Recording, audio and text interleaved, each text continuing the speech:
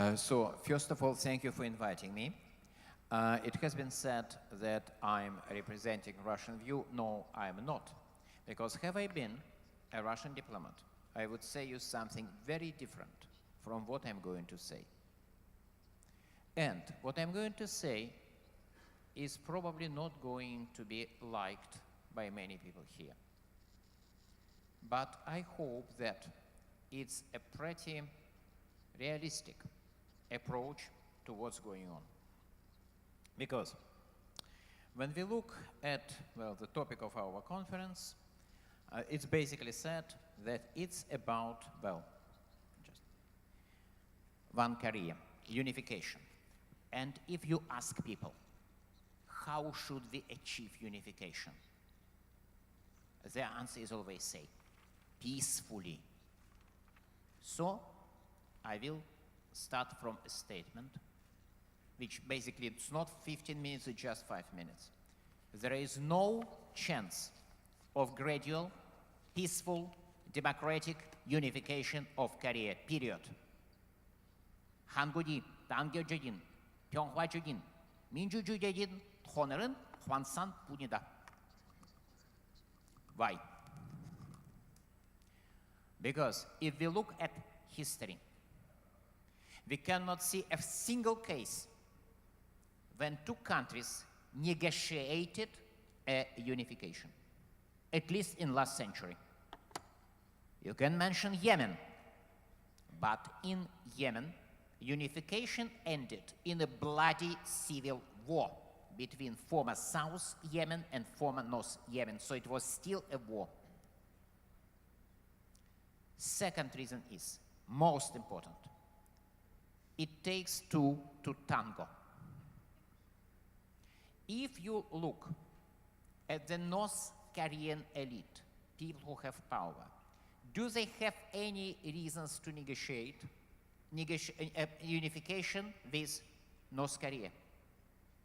What will the average member of the party elite get from unification?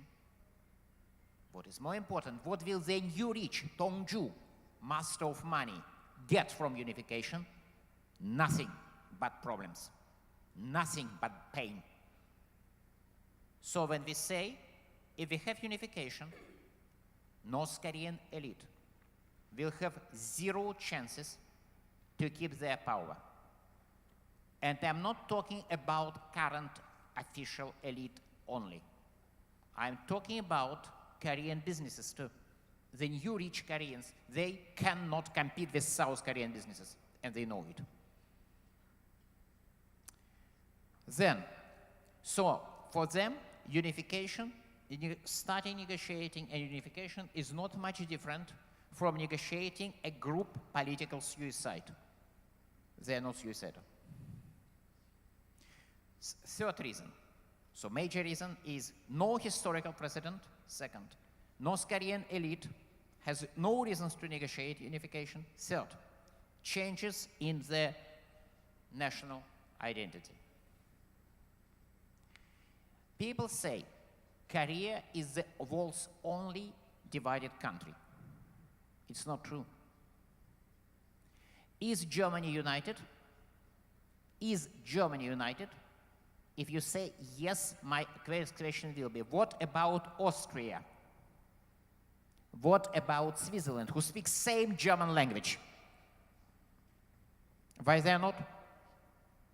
Why they are not? 2 minutes.